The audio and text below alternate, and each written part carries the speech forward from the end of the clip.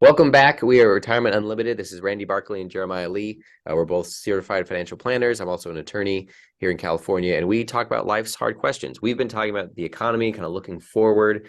And whether or not we're going to have a soft landing or a hard landing. Yeah, and I think that and what's going to happen going forward.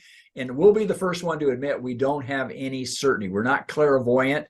We're looking at large data and we're trying to interpret what's best for our clients going forward. And I think that just on that comment to talk about next is what happens when you really do know? What if you did what if you did know? What if you were clairvoyant? Yeah, right? And so it's interesting you hear in the talking heads in the news, people, especially talk shows, I think are so convinced that they know it.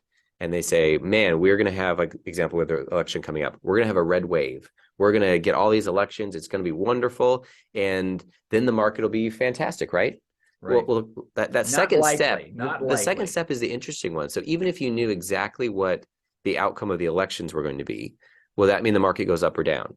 I mean, it depends. It really depends. And even with this week, the Fed came out and increased interest rates again. Well, leading up to that, did people know exactly what it was going to be? Were they very confident? Perhaps. Well, did they know what the impact was going to be? And I think that's, thinking back through time, in hindsight, it was a sure thing. Everyone knew. How could you not know? Look at these dummies. They should have figured this out. If you look at a chart, it's always funny because when you look at a chart and show the return of something, well, why didn't we just buy right there? Yeah.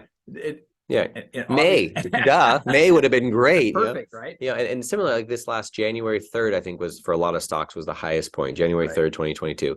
Had people sold on that day and moved it all to cash. Oh, that'd have been brilliant, right? But on that day, there were some things that looked very certain. Interest rates were going to go up. That was fairly certain. So a lot of people were shortening bond durations. We did that as well.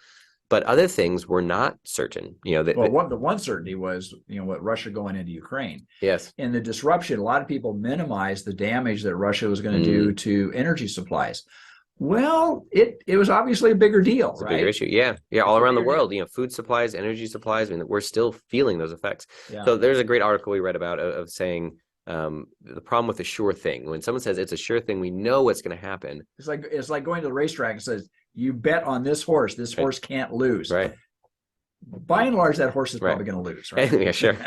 Well, the interesting thing, he took an example of there was some data that came out that was the consumer price index, September to the previous September, 1 year. And I think it was 8.3 or 8.2% was the consumer price index, the inflation number. Right. That came out. And everyone, oh man, this is great. This is bad.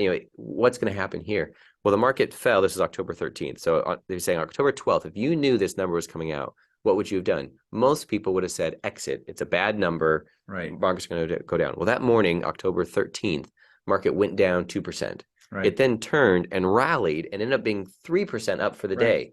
It was one of the biggest swings in on record. Yeah, you mentioned that earlier in the first section. Like, it's this huge swing. And then since that time till the end of October, we just finished October, the market's up 9% since then. Right. So if you knew the data was going to be bad, most people would have said, this is what we should do with it. And how would you have known that the market would have reacted the way that it did? Right. Because the news that was coming out was bad news. Yep. You would have taken the logic that the market would have gone down further. Yes. But in fact, the market hit a bounce went and then the other went direction. Back up. And you cannot predict these things. Right. And even if you knew it, so it's similar like elections. People say, if this person gets elected, this is going to happen. We talked about the most recent election. We had some clients calling the world is ending. Some clients calling, saying the world is ending for entirely different reasons.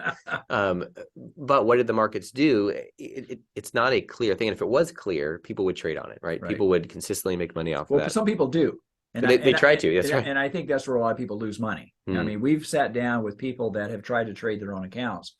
And you can sense when you talk to them the emotional value that they bring to the table. And they make decisions not necessarily on very specific data points, which we try to stay to as the data points when we actually make decisions. Yeah. But people make decisions based on how they feel. And making those decisions based upon their feel typically ends up with a much less return or more devastating results, right? No, that's right. And I think the hard part too is what you feel. Your feelings, one, can lead you astray from the stuff, but the information we receive is not timely. It's not necessarily accurate for that moment. So for example, you had mentioned the economic data.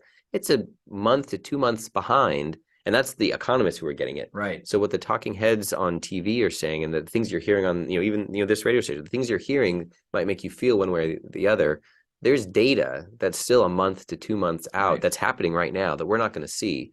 And even though we're all upset about X, Y, or Z, the data of what's really happening in the economy may be very different than that. We just don't know it yet. I mean, one of the key components of the inflationary factor is rental, and they Mm. use this OER, which is owners.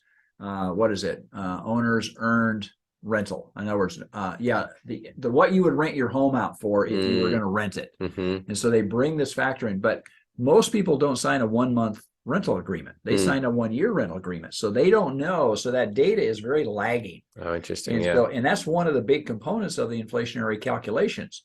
Well, it just isn't. Yeah, rent doesn't change every month for Right. most people. Right. And yeah, you have that delay in information. So, I mean, kind of looking at this generally, we say when you have a sure thing, great, wonderful. But what's that going to do to the market in the next week, in a couple of days, as well as in the future? It's fairly uncertain. And we even talked about in the pandemic, we had what they called a K recovery. You know, that the Main Street, businesses kept going down as everything was shut down, but the markets, they took off. And it's uncommon that those both do that. And I think the difference divergence was unusual. Yeah, and I think what you have is Main Street feelings. We all live in Main Street. We feel Main Street, but the market may do something different. And so as we look forward, people have a sure thing. They know what is going to happen to Main Street.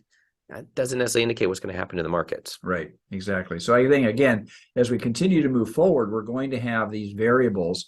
And what we continue to look at is the data. We're not trying to make decisions based upon how we feel, but we're trying to make decisions based upon what the underlying data is. And sometimes it's going to be lagging. Sometimes it'll get ahead of itself. But by and large, what we're trying to do is make good decisions based upon that data. Like, for example, some of the things we did at the first of the year and the things that we're doing right now, we are building up some cash. There's no question about that because we think the market potentially could have a more downturn to it. Yeah, another leg to it. But if you've missed any part of this episode, you can catch us on our website. It's retirementunlimited.com, or you can catch us on YouTube. We post our videos every week there. If there's a topic that you want us to talk about on the radio or on our YouTube podcast, just give us a call. It's 951-684-7011, or leave us a comment on our website.